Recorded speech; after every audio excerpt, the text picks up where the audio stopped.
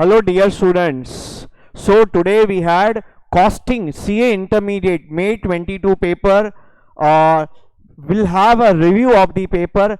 I will discuss complete solutions of some of the questions today, some of the questions by tomorrow. I tried to make maximum possible solutions, could make 60% of it. Let's discuss those solutions in detail, and remaining I'll be putting it by tomorrow afternoon. Tomorrow I have lecture in the morning, so after that I'll do recording and put in the remaining solutions.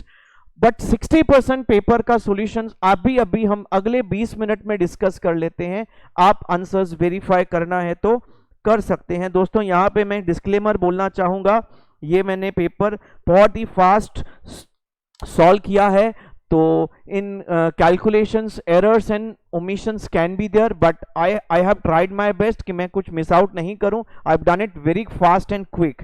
Let's see दोस्तों, try to solve the questions. Number 1 is on material costing. दोस्तों ये जो question था, EOQ वाला question था, इसमें important point क्या था, how do you calculate your annual raw material requirement. Because यहाँ पे बच्चों एनुअल रॉ मटेरियल जो रिक्वायरमेंट है उसमें के लिए 60,000 टॉयज आपको बनाने हैं, लेकिन आपको 1 किलोग्राम रॉ मटेरियल में 5 टॉय बनते हैं. तो 60,000 टॉयज बनाने के लिए कितनों किलोग्राम रॉ मटेरियल लगेगा, तो आपको 60,000 को 12 से डिवाइड करना पड़ेगा. तो आपको इफेक्टिवली मिलेंगे 12,000 किलोग्राम्स. कितने मिलेंगे? 12,000 किलोग्राम्स. और आपका ऑर्डरिंग क्वांटिटी में हैंडलिंग कॉस्ट एंड फ्रेट को जोड़ के 750 पर ऑर्डर आएगा. कैरिंग कॉस्ट में आपका यू हैव, एक तो आपका इंटरेस्ट कॉस्ट आएगा, दूसरा आपका 25 पर केजी आपका कैरिंग कॉस्ट, इंक्रीमेंटल कॉस्ट और वर्किंग कैपिटल फाइनेंस दोनों जोड़ेंगे. देखो 25 पैसे पर केजी पर मंथ है, तो इनको 12 से मल्टीप्लाई करेंगे तो वो 3 रुपया हो जाएगा, और 15 जोड़ के आपका टोटल हो जाएगा 18 रुपीज. बढ़िया. अब आपका ईओक्यू का फॉर्मूला लगाएंगे, 2 into A into O upon I, you get your EOQ as 1000 kgs. इसका दोस्तों दूसरा क्वेश्चन था, how frequently order should be placed. बहुत सिंपल है, 12,000 kg 12 महीने में, तो 1000 kg एक महीने में, तो 1,000 kg एक महीने में, मतलब हर 30 दिन में ऑर्डर प्लेस करेंगे. फॉर्मूला लगा देंगे तो भी चलेगा. Number of orders will be 12 orders. 12 orders 360 days upon 12 orders will give you total of 30 days. You have that 30 days of the gap between 2 orders. उसके बाद बच्चों तीसरा पूछा है आपका ordering cost and carrying cost under EOQ. उसका आपको पता है एक शॉर्टकट फॉर्मूला है, 2 into A, square root of 2 into A into O into I. A O I क्या है आपको पता है, ऊपर मैंने डिस्क्राइब किया है. ये फॉर्मूला से आपकी टोटल इन्वेंट्री एसोसिएटेड कॉस्ट, मतलब कैरिंग एंड ऑर्डरिंग कॉस्ट का सम आ जाता है 18,000 रुपीज. तो ये आपका पहला क्वेश्चन का पहला point. I think very comfortable paper is looking comfortable. थोड़ा लेंदी तो है डेफिनेटली, बट आई थिंक एक आध क्वेश्चन, जितने मैंने क्वेश्चन सॉल्व किए उसमें थोड़ा ट्रिकी 1-2 क्वेश्चन दिखा, बाकी तो काफी अच्छे इजी क्वेश्चंस थे. ट्रिकी तो थे, थोड़ी कैलकुलेशंस ध्यान से आपको करनी पड़ेंगी, और ध्यान से करने के साथ साथ आपको पता है कॉस्टिंग में ना presentation also is very very important, because how systematically you present your tables answers is very very important. अच्छा बच्चों आगे जाएंगे, हमारा अगला क्वेश्चन के लिए भागेंगे. अगला क्वेश्चन हमारा लेबर कॉस्टिंग के ऊपर है, जिसमें आपको लेबर टर्नओवर रेट्स के ऊपर क्वेश्चन पूछा है. तो यहाँ पे आपको number of separations, number of replacements दिया है. तो नंबर ऑफ रिप्लेसमेंट्स का फॉर्मूला यूज करके आप एवरेज वर्कर्स कैलकुलेट करेंगे, that would come to 900. Simple है, फॉर्मूला यूज करो, उसके अंदर डेटा डालो, बैलेंस निकालो जो मिसिंग फिगर है. फिर आपको नंबर ऑफ सेपरेशंस चाहिए, तो सेपरेशन वाली फॉर्मूला यूज करेंगे. उसमें एवरेज वर्कर्स मालूम है, सेपरेशन परसेंटेज मालूम है, आपको नंबर ऑफ सेपरेशंस मिल जाएंगे 45. I just repeat again a disclaimer कि कैलकुलेशंस आप चेक कर लेना, मैंने फास्ट ट्रैक कैलकुलेटर पे करके लिखते जा गया हूं बच्चों. There may be slight error, hopefully नहीं होगा, still just a disclaimer to check it again. अच्छा ओके. उसके बाद आपको पूछा है भाई, तीसरा जो क्वेश्चन पूछा है वो है number of workers recruited and join during the year. अच्छा, नंबर ऑफ वर्कर्स रिक्रूटेड में ना रिप्लेसमेंट्स भी आता है और रिक्रूटमेंट बिकॉज ऑफ एक्सपांशन भी आता है. तो फ्लक्स रेट की फॉर्मूला से आप फ्लक्स रेट लिखेंगे आपके पास फ्लक्स रेट दिया हुआ है, यस सर दिया हुआ है आपको, और क्या दिया हुआ है, रिप्लेसमेंट दिया हुआ है, एवरेज वर्कर्स दिया है, बाकी recruitment would be the balancing figure, formula solve करो, रिक्रूटमेंट्स आपके आएंगे 72 वर्कर्स, इतने वर्कर्स हमने बच्चों रिक्रूट किए हैं। ये हमारा दूसरा क्वेश्चन। तीसरा क्वेश्चन हम आगे बढ़ेंगे, काफी इंटरेस्टिंग क्वेश्चन है। ये मार्जिनल कॉस्टिंग के ऊपर हमारा एक छोटा सा क्वेश्चन है, जिसमें हमारे पास इन्होंने दिया है कि भाई दो मशीन्स हैं, दोनों मशीन्स में से हम सेम पेन ड्राइव्स बनाने का टारगेट कर रहे हैं। तो दोनों मशीन्स का अपना अपना एक वेरिएबल कॉस्ट है, अपना अपना फिक्स कॉस्ट है। बेचेंगे तो 400 का 400 में पेन ड्राइव, बट बनाएंगे अलग अलग कॉस्ट पे। किसी एक का फिक्स कॉस्ट ज्यादा है, एक का वेरिएबल कॉस्ट ज्यादा है। जब भी आप कोई भी प्रोडक्ट देखेंगे, एक का फिक्स कॉस्ट ज्यादा है, दूसरे का वेरिएबल कॉस्ट ज्यादा है, इसका मतलब है इनका एक तो ऐसा जंक्शन आएगा जिससे उस जंक्शन से पहले एक मशीन अच्छा होगा, उस जंक्शन के बाद दूसरा मशीन अच्छा होगा। थोड़ा थोड़ा अपना आपने एफएम में कैपिटल बजटिंग टॉपिक किया था, उसके जैसा मार्जिनल कॉस्टिंग कनेक्ट किया है। बहुत आसान है दोस्तों इसका कैलकुलेशंस, मैंने इसका कैलकुलेशंस भी यहाँ पे देके रखा है।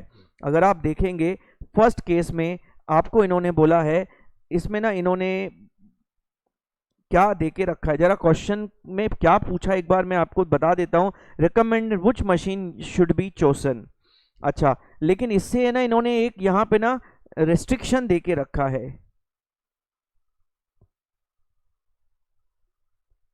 8 लाख एंड 10 लाख। तो अगर हम इस कैलकुलेशंस को देखेंगे, 8 लाख और 10 लाख की क्वांटिटी को बेस लेंगे, तो मैंने क्या किया है, पहले कंट्रीब्यूशन पर यूनिट कैलकुलेट किया है, उनको यूनिट से मल्टीप्लाई करके टोटल कंट्रीब्यूशन निकाला है, फिक्स कॉस्ट माइनस करके प्रॉफिट निकाला है।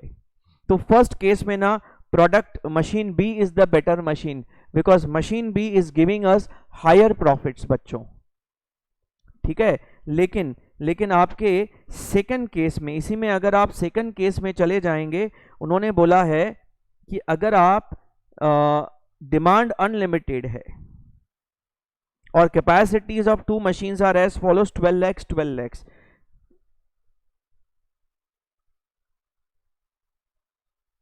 देखो अनलिमिटेड डिमांड है ना, तो वहां पे ना आपको 12 लाख का सीधा सीधा आप कैलकुलेशंस कर देंगे बच्चों। तो आपका यहाँ पे सेकंड केस में बच्चों, आप जब दोनों 12 लाख यूनिट्स बेचेंगे, तो आपका फर्स्ट मशीन का कंट्रीब्यूशन जो प्रॉफिट आएगा वो 1570 आएगा, ज्यादा आएगा, दूसरे मशीन का कम आएगा।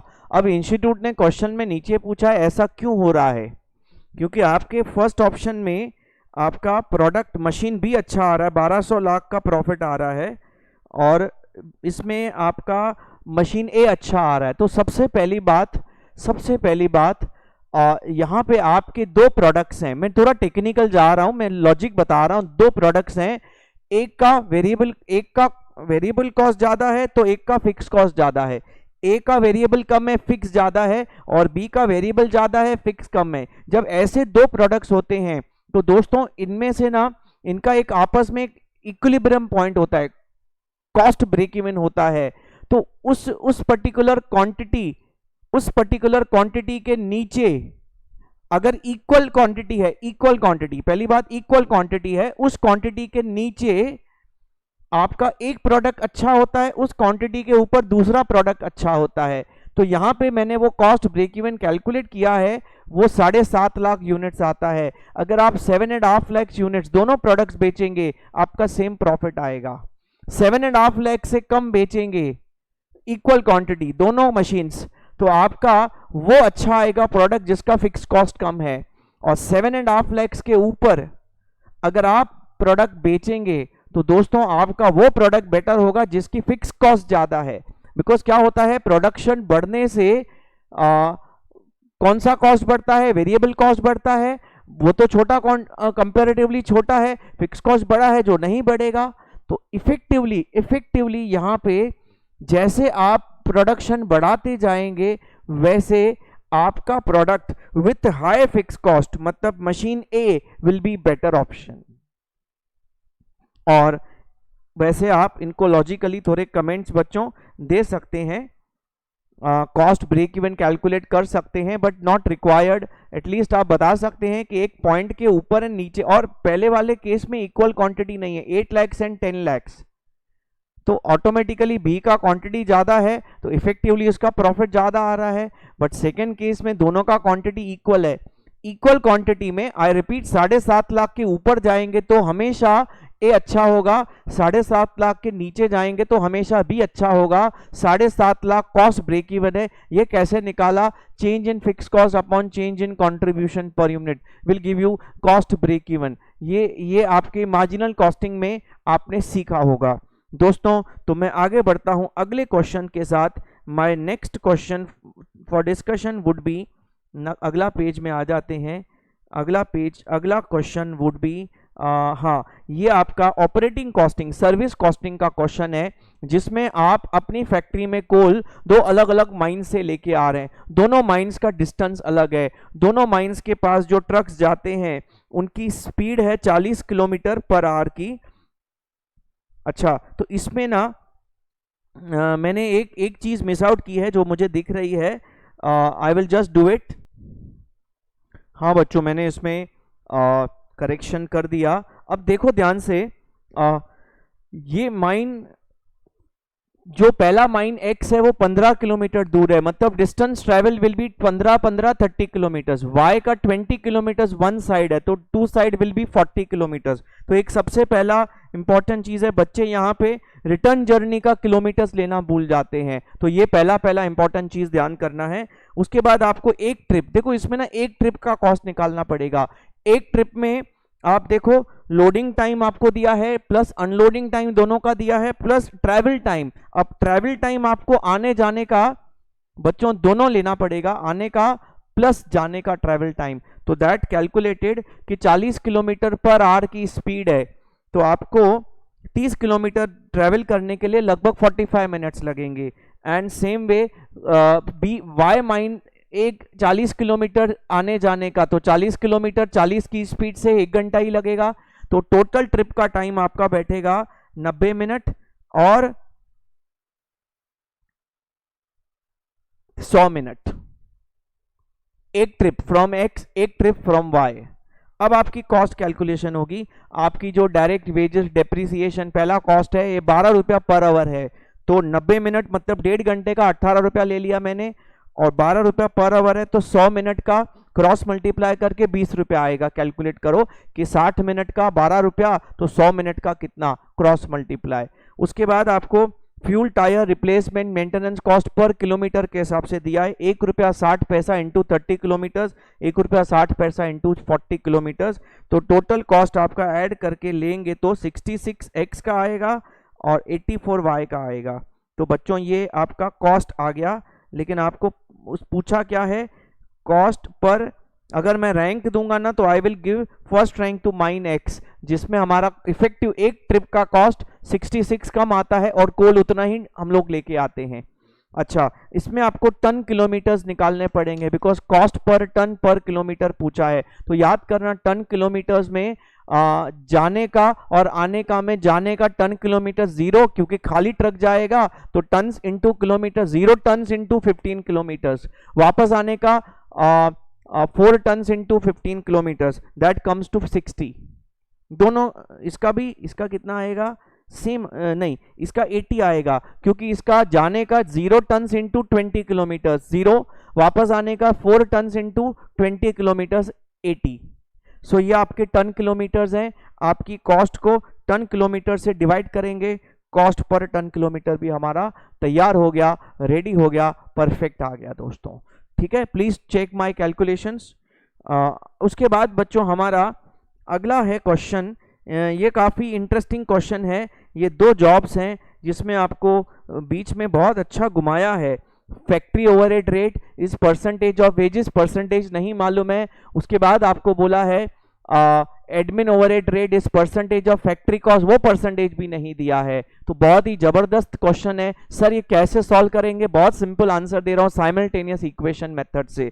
कैसे सॉल्व करने का, मैं उसका एक आपको एक टेक्निक देता हूँ। मैंने पूरा सॉल्व कर दिया, डोंट वरी, मैंने पूरा आंसर रेडी रखा है आपके लिए। अब देखो, आप कॉस्ट शीट बनाना स्टार्ट करेंगे। Job 1 2 direct material, direct wages, ये आपका प्राइम कॉस्ट आ गया, ठीक है। समझो आप अज्यूम करेंगे कि आपका factory overheads is x percentage of wages and admin overheads is y percentage of factory cost. X और वाई ऐसा अज्यूम करके परसेंटेज हम साइमल्टेनियस इक्वेशन बनाएंगे। तो आप उसको कैसे बनाएंगे, 1,09,000। अभी इसमें आप फैक्ट्री ओवरहेड्स कैसे निकालेंगे, वेजेस का 10%, सॉरी वेजेस का x%। सो आपकी factory overheads will be wages का x परसेंटेज, तो वेजेस इंटू एक्स बाय 100। तो आप अगर 84,000 into x by 100, 840x, 60,000 into x by 100, 600x, दोनों जॉब का आ गया। तो आपकी फैक्ट्री ओवरहेड्स आ गए 840 और 600x। आप जब इन दोनों को जोड़ेंगे तो आपको फैक्ट्री कॉस्ट आ जाएगा। आपको क्या आ जाएगा, फैक्ट्री कॉस्ट आ जाएगा बच्चों। एक मिनट, how to do undo in this.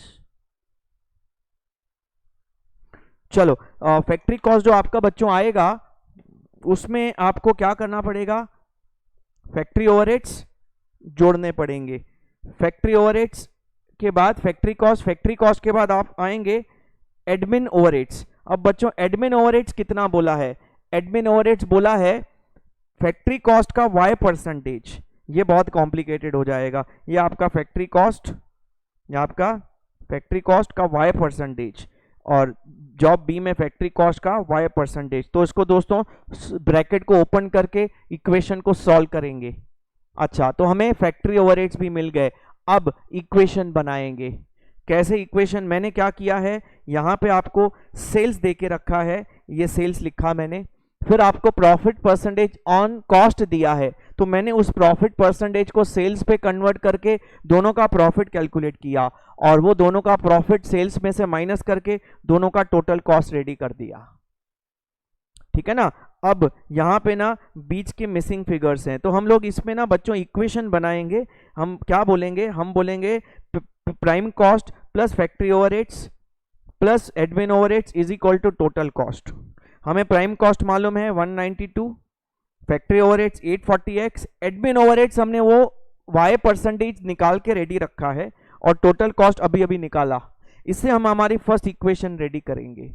Same way हम जॉब नंबर 2 के लिए करेंगे और फिर हम इक्वेशन 1 एंड 2 को आमने सामने रख देंगे और इक्वेशन 1 एंड 2 में इक्वेशन 2 को 1.4 से मल्टीप्लाई करेंगे तो वो कन्वर्ट होके ऐसा आ जाएगा। तो ऐसा आने के बाद दोस्तों आप देखेंगे ये कट गया, ये कट गया।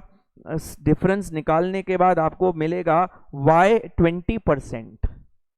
और अब y की वैल्यू आप जब इक्वेशन 1 में या 2 में सब्स्टिट्यूट करेंगे तो x की वैल्यू 66.67%। ये आपका, ये मैंने कैलकुलेट करने के बाद कॉस्ट शीट में वेरीफाई करके देखा है। अब इसके बाद आपको वो कॉस्ट शीट बना के देना है, जो मैंने बनाया नहीं, आपको बनाना है। अब आप क्या करेंगे, आप इस कॉस्ट शीट को कंप्लीट करेंगे। आप फैक्ट्री ओवरहेड्स 20% ऑफ वेजेस ले लेंगे, फैक्ट्री कॉस्ट आ जाएगा, उस फैक्ट्री कॉस्ट का 66.67% निकालेंगे, एडमिन ओवरहेड्स आ जाएगा, ऐड करके देखेंगे टोटल कॉस्ट से मैच हो जाएगा। आप एक बार चेक कर लेना, मैंने एक बार क्रॉस चेक किया है। सो आइडियली रीसब्स्टिट्यूट करके देखो, just check my calculations, I have done it very fast but hopefully all are correct. मतलब कॉन्सेप्चुअल मिस्टेक्स कुछ भी नहीं होंगी, but there may be some fast calculation errors, but I have tried my best not to do any mistakes in calculation as well. Okay, तो ये हो गया आपका, ये क्वेश्चन भी कंप्लीट हो गया। अच्छा, ये क्वेश्चन कौन सा है, ये मैंने सॉल्व नहीं किया, ये मैं करता हूँ सॉल्व बच्चों। मैंने इसके बाद ये वाला क्वेश्चन सॉल्व किया है जो बच्चों को शायद दिक्कत दिया होगा। शर्ट एंड शॉर्ट गारमेंट वाला बेचा है, इसमें ना की फैक्टर दे दिया है। पहले क्वार्टर में इन्होंने 12,000 आवर्स का की फैक्टर, भाई 12,000 घंटे से ज़्यादा हमारे पास टाइम नहीं है ईच मंथ, ठीक है। तो मैंने इसमें ना आपको कैलकुलेट करके दिया है। सबसे पहले आप इसमें इन्होंने, आप आई होप आपने क्वेश्चन रीड किया है, तो मैं डायरेक्टली ना क्वेश्चन एक्सप्लेन्ड है आपको, आप सीधा आंसर के ऊपर बात करता हूं। आपको जो इसमें पहला क्वेश्चन बच्चों पूछा है, अगर ये कंपनी की बात कर रहा है, estimated selling price as above. अच्छा, पहले तो आपको ये बताना है कि आपका जो अप्रैल मई जून ये 3 महीने का कैलकुलेशंस कैसा होगा। 3 महीने में 12,000 घंटे का रेस्ट्रिक्शन के साथ what will be your production and sales target. First 3 months में you don't intend to make any you can say stock, जितना बनाएंगे उतना बेचेंगे। तो आपका from the month of July, आपको जुलाई से फिर आपको अगला बजट बनाना है। पहले अप्रैल मई जून की मैं बात करता हूं। अप्रैल मई जून में अगर आप देखेंगे ध्यान से, हमारा अगर आप वेरिएबल कॉस्ट जोड़ के सेलिंग प्राइस से माइनस करेंगे तो हमारा कंट्रीब्यूशन शर्ट का आता है 22 रुपया, शॉर्ट का आता है 24 रुपया, ठीक है ना। तो मैं अगर इस कंट्रीब्यूशन पर यूनिट को बेस लेता हूं, लेकिन मेरा number of hours key factor है, तो number of hours key factor होने की वजह से I have to calculate contribution per hour. तो 1 घंटे में बनता है। कैसे बनता है? 8 रुपए का लेबर है, 8 रुपया रेट है, तो 1 घंटा लगा होगा, 4 रुपया लेबर है, 8 रुपए का रेट है, मतलब शॉर्ट बनाने के लिए आधा घंटा लगता है, ठीक है। तो आपने क्या कैलकुलेट किया कि आपको 1 यूनिट बनाने में कितना टाइम लगता है। You calculate contribution per our. 22 रुपया 1 घंटे में, 22 रुपया 24 रुपया आधे घंटे में कमाते हैं, तो 1 घंटे में 48 रुपीज कमाएंगे। रैंकिंग के हिसाब से आप शॉर्ट्स बनाएंगे। लेकिन इन्होंने एक और कंडीशन डाल दी है। इन्होंने कंडीशन क्या डाल दी है कि आपके जो दोनों गारमेंट बनाने कंपलसरी हैं। आपके जो कस्टमर्स हैं शर्ट्स के साथ शॉर्ट्स या शॉर्ट के साथ शर्ट्स लेंगे, कंडीशन क्या है? कम से कम समझो आपने डिसाइड किया क्या भाई आप शॉर्ट्स बनाएंगे, लेकिन आपको शर्ट्स भी बनाने पड़ेंगे। At least 25% of shorts production shirts बनाने पड़ेंगे, मिनिमम आपको ये रखना पड़ेगा। तो दोस्तों अगर मैं इसको सॉल्व करने की कोशिश करता हूं, तो समझो मैं शर्ट्स 25% ऑफ शॉर्ट्स बनाता हूं, समझो शर्ट्स में x यूनिट्स बनाता हूं, तो शॉर्ट्स मुझे 4x बनाने पड़ेंगे, क्योंकि मेरा फर्स्ट रैंक प्रोडक्ट शॉर्ट है, तो मैं वो ज्यादा बनाऊंगा, वो सबसे ज्यादा बनाने की कोशिश करूंगा, और शर्ट्स कम से कम बनाऊंगा, और मुझे कम से कम 25% शर्ट्स बनाने हैं जितने में शॉर्ट्स बनाता हूं। समझा कि नहीं? मतलब हाई प्रॉफिट वाले प्रोडक्ट्स का एटलीस्ट 25% लो प्रॉफिट वाला प्रोडक्ट मुझे बनाना कंपलसरी है। तो मैंने शर्ट्स के क्वांटिटी को x ले लिया, शॉर्ट्स के क्वांटिटी 4x हो गई। शर्ट्स बनाने में 1 घंटा लगता है, तो x into 1 total hours for shirts will be x hours. Shorts बनाने के लिए आपको आधा घंटा लगता है, तो 4x upon into half an hour, that gives you 2x। तो x विल बी 4000। शर्ट्स की क्वांटिटी 4000 होगी, शॉर्ट्स की क्वांटिटी 4 टाइम्स होगी, क्योंकि ये 25% तो 100% will be 16,000। This is the budget for first quarter. First quarter का एवरी मंथ, फर्स्ट क्वार्टर का एवरी मंथ बच्चों। तो ये आपका हो गया फर्स्ट क्वेश्चन का आंसर। मतलब आपने क्वेश्चंस क्या पूछे हैं, मैं जरा उसके बारे में बात करता हूं। ये फर्स्ट क्वार्टर का आंसर मैंने दे दिया। हर महीने शर्ट्स 4000 बनाएंगे, शॉर्ट्स 12000 बनाएंगे, 16000, 4 जा 16,000 बनाएंगे to maximize the profit, because we have limited hours available. Key factor है, की फैक्टर हम contribution per unit of key factor को बेस लेते हैं बच्चों। बहुत बढ़िया। और आगे बढ़ते हैं, उसके बाद आपको बजट बनानी है, सेल्स बजट जुलाई अगस्त सितंबर की, और प्रोडक्शन बजट भी बनानी है। सेल्स बजट में यूनिट्स भी चाहिए, क्वांटिटी भी, वैल्यू भी चाहिए। बहुत आसान है बच्चों, मैं इसका आपको एक्सप्लेनेशन दे देता हूं बहुत अच्छे से। आप अगर ध्यान से देखेंगे, इन्होंने कंडीशन दिया है हर महीने सेल्स वॉल्यूम पिछले महीने से क्यूमुलेटिव बढ़ता है। क्यूमुलेटिव वर्ड का मतलब है अगर आपका 12,000 है तो अगले महीने में 12,000 प्लस 10%, तो दैट कम्स टू 14,400, नहीं 13,200, तो उसके अगले महीने में प्लस 10%। तो मतलब जो पिछले महीने का सेल्स है अगले महीने में एग्जैक्टली उसका 10% वॉल्यूम बढ़ेगा।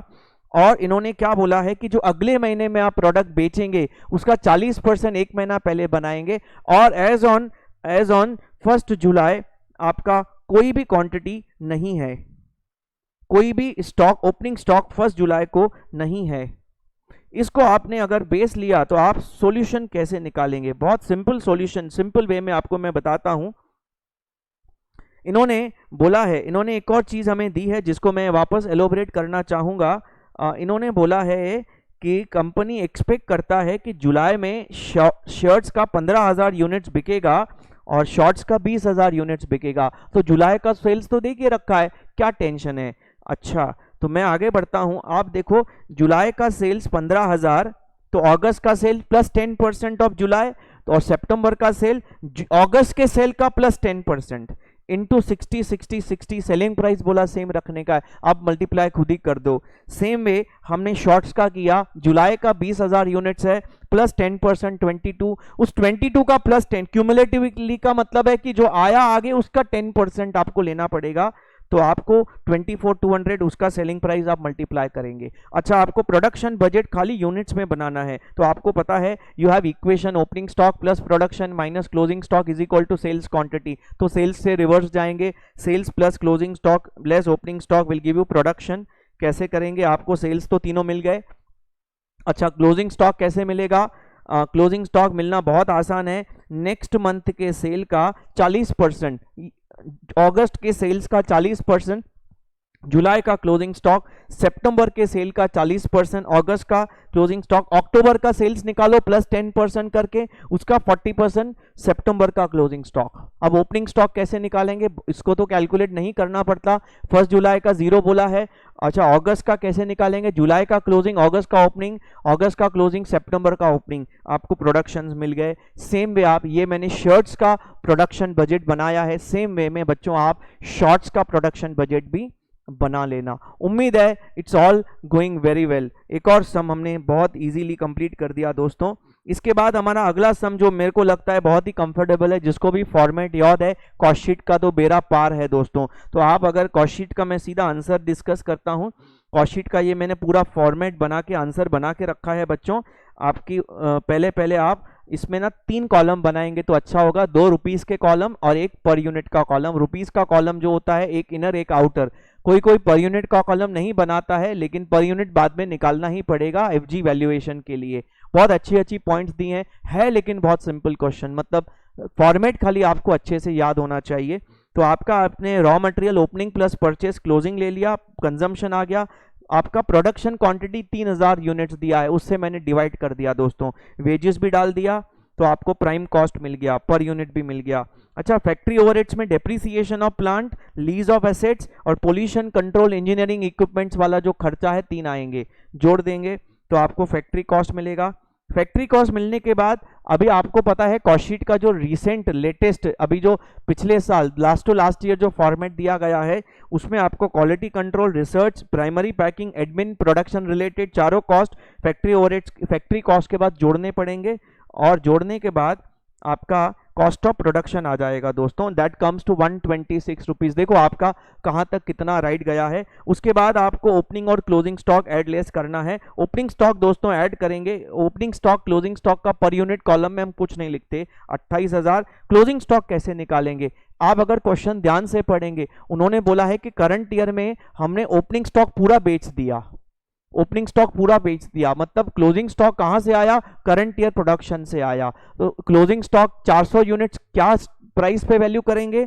करंट ईयर की प्रोडक्शन कॉस्ट 126 पे वैल्यू करेंगे बच्चों, 126 पे। तो क्लोजिंग स्टॉक 400 यूनिट्स मैंने 126 पे वैल्यू कर दिए हैं बच्चों, और क्लोजिंग स्टॉक की वैल्यू निकाल के मैंने लेस करके सीओजीएस निकाला है। फिर एडमिन एक्सपेंस और पैकिंग फॉर रीडिस्ट्रीब्यूशन, ये सेलिंग सेकेंडरी पैकिंग जोड़ के मैंने टोटल कॉस्ट निकाला है जो 128 आ रहा है। प्रॉफिट जोड़ के सेल्स निकाला है, प्रॉफिट का परसेंटेज दिया है, सेल्स पे दिया है, कॉस्ट पे कन्वर्ट करके लगाओ और आपका आंसर आ जाएगा। As a very very comfortable question, very very easy question है, बोनस क्वेश्चन। खाली आपको फॉर्मेट अच्छे से बच्चों याद होना चाहिए। और एक चीज आपने यहाँ पे ध्यान देना पड़ेगा कि यहाँ पे आप स्टॉक वैल्यूएशन में you are using FIFO method, क्योंकि ओपनिंग स्टॉक बेच दिया तो closing stock current year production में से बचेगा, तो करंट ईयर प्रोडक्शन कॉस्ट पे वैल्यू किया जाएगा। ये बहुत इंटरेस्टिंग क्रिटिकल पॉइंट था, इसको अगर आपने पकड़ लिया तो आई थिंक ये क्वेश्चन आपका बहुत आसानी से हुआ होगा बच्चों। ठीक है, चलो इसके बाद बच्चों मैं आगे जाता हूँ, आज के आखिरी 2 क्वेश्चन डिस्कस करता हूँ। मैंने इसके बाद टाइम कम था तो मैंने बड़े बड़े क्वेश्चन को साइड रखा है, 2 छोटे क्वेश्चन डिस्कस किए हैं मैंने, question 4B and 4C। 4B जो है बच्चों ये हमारा मार्जिनल कॉस्टिंग का क्वेश्चन है, बहुत ही सिंपल क्वेश्चन है। इसमें आपको क्या बोला है भाई, एक क्वार्टर का क्वांटिटी और उसका लॉस पर यूनिट, दूसरे क्वार्टर का क्वांटिटी सेल्स और लॉस पर प्रॉफिट पर यूनिट। तो आपको यहाँ पे क्या निकालना है बच्चों, fix cost.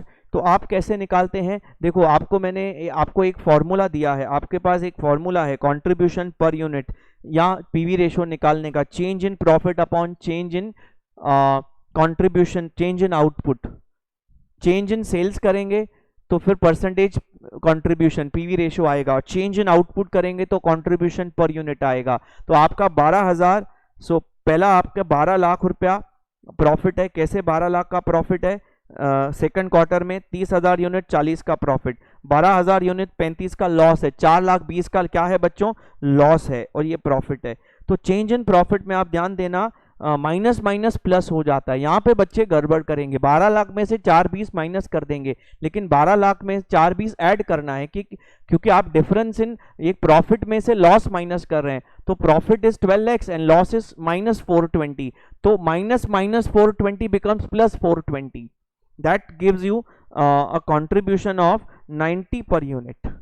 Both the quarters you have contribution of 90 per unit. और आप जब प्रॉफिट की इक्वेशन में प्रॉफिट डालेंगे, कंट्रीब्यूशन डालेंगे, तो बाकी फिक्स कॉस्ट आपको मिल जाएगा जो आता है 15 लाख रुपया दोस्तों।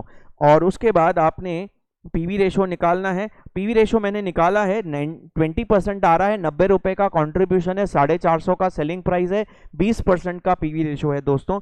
और break even point fixed cost upon PV ratio से आपका 75 lakhs आता है। फिर आपको बोला है अगर आप 50,000 यूनिट बेचेंगे तो कितना प्रॉफिट कमाएंगे। सबसे आसान कैलकुलेशन, 50,000 90 के हिसाब से contribution minus fix cost, profit आ जाएगा आपका 30 लाख रुपया। इजीएस्ट वन दोस्तों। आज का मैं आखिरी क्वेश्चन डिस्कस करूंगा। उम्मीद है कि अभी तक जो भी डिस्कस किया है कंफर्टेबल है, काफ़ी कुछ आप सही करके आए होंगे। अगर आपने कहीं मिस्टेक भी किया है तो आप टेंशन मत करना, क्योंकि आपको ना मार्क्स स्टेप्स के हिसाब से मिलेंगे, स्टेप्स के हिसाब से मिलेंगे। जितने स्टेप्स राइट हैं उतने मार्क्स आपको मिलेंगे बच्चों। ये आपको ना इंटीग्रेटेड सिस्टम है, याद करना, इंटीग्रेटेड सिस्टम में जर्नलाइज बोला है। ये जो क्वेश्चंस हमने डिस्कस किए, मेजॉरिटी क्वेश्चंस मैंने डेटा अमाउंट चेंज करके, जैसे अभी इक्वेशन वाला क्वेश्चन है, ये सब मेरे हमारी शीट्स में हमने डिस्कस किए हैं। काफी लगभग सब क्लास में डिस्कस हुए हैं। Nothing is left, everything that is discuss till now is all in the sheets. जो बाकी क्वेश्चन पेपर मैंने देखा है वो भी लगभग सब हमने क्लास में सब कवर किया हुआ है। Nothing is left out, rather वैसे ही एग्जैक्टली वैसे ही टाइप के क्वेश्चंस हमने किए हैं। एक्चुअली इंस्टीट्यूट ने इस बार अकाउंट्स के पेपर में भी और इस पेपर में भी एक दो क्वेश्चन ना पुराने निकाले हैं।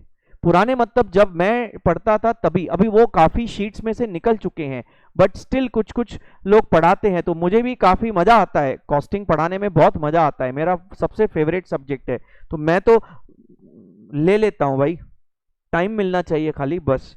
अच्छा, direct material issued to production बच्चों, इशूड टू प्रोडक्शन में WIP में डेबिट करेंगे, रॉ मटेरियल से निकल के WIP में जाएगा, तो WIP to raw material control account, short में बोल रहा हूँ। एलोकेशन ऑफ वेजेस इनडायरेक्ट है, सॉरी इनडायरेक्ट में हमारा, इनडायरेक्ट में कहाँ पे जाएगा, यहाँ पे WIP में नहीं जाएगा। इनडायरेक्ट में बच्चों कहाँ पे जाता है, फैक्ट्री ओवरहेड्स में हमारा जाता है भाई, फैक्ट्री ओवरहेड्स में। हाँ, तो here it will be factory overheads, fine. उसके बाद बच्चों हमारा अलोकेशन ऑफ वेजेस के बाद है फैक्ट्री ओवरहेड्स ओवर एब्जॉर्ब। आपको पता है ओवर एब्जॉर्प्शन अंडर एब्जॉर्प्शन का 2 ट्रीटमेंट है, या तो कैरी फॉरवर्ड करो या PNL में ट्रांसफर करो। और कैरी फॉरवर्ड मतलब बैलेंस कैरिड डाउन, और PNL में ट्रांसफर करेंगे, ओवर एब्जॉर्ब PNL में क्रेडिट करेंगे, तो the entry will be factory overheads to profit and loss account, ठीक है। और एडमिन ओवरहेड्स अंडर एब्जॉर्ब्ड वापस कैरी फॉरवर्ड या ट्रांसफर टू PNL। अब ये अंडर एब्जॉर्ब लॉस है तो PNL में debit to admin overheads, okay बच्चों। और डेफिशिएंसी फाउंड इन स्टॉक और रॉ मटेरियल, दोस्तों ये नॉर्मल लॉस बोल रहा है, और आपको पता है नॉर्मल लॉस को हम फैक्ट्री ओवरहेड्स में ट्रांसफर करते हैं। Normal loss will be transfer to factory overheads, तो रॉ मटेरियल से फैक्ट्री ओवरहेड्स में ये लॉस ट्रांसफर किया जाएगा, factory overheads to raw material control account. तो ये दोस्तों हमारा एकदम चिंटू मिंटू, मतलब आप बोल सकते हैं 5 मार्क्स बोनस क्वेश्चन था हमारा। तो दोस्तों यहाँ पे लगभग मैंने 4 क्वेश्चंस कंप्लीट कर दिए हैं, मतलब लगभग 65%, 2/3 ऑफ द पेपर मैंने पूरा सॉल्यूशन कंप्लीट कर दिया है। बाकी सॉल्यूशन भी मैं कंप्लीट करके कल record, because of the lectures I could not complete entire solution, I will complete and will upload it tomorrow maybe by afternoon. चलो दोस्तों, कल फिर मिलते हैं, कल का वीडियो देखना मत भूलना। और अगर आप अगले सब्जेक्ट की तैयारी चालू कर चुके हैं तो आप अगला वीडियो लेक्चर आपके एग्जाम्स के बाद देखेंगे तो बहुत अच्छा रहेगा। Don't worry, don't take any tension, focus on the next exam. And आपके जितने स्टेप्स करेक्ट हैं उतने स्टेप्स के ऊपर मार्क्स मिलेगा। फाइनल आंसर में गलती है वो मत देखो, कितने स्टेप्स राइट हैं अकॉर्डिंगली मार्क्स मिलेगा। All the best for next paper. Tata, bye bye. Gurmukh Raghani from this side signing off. Thanks a lot. Thank you very much.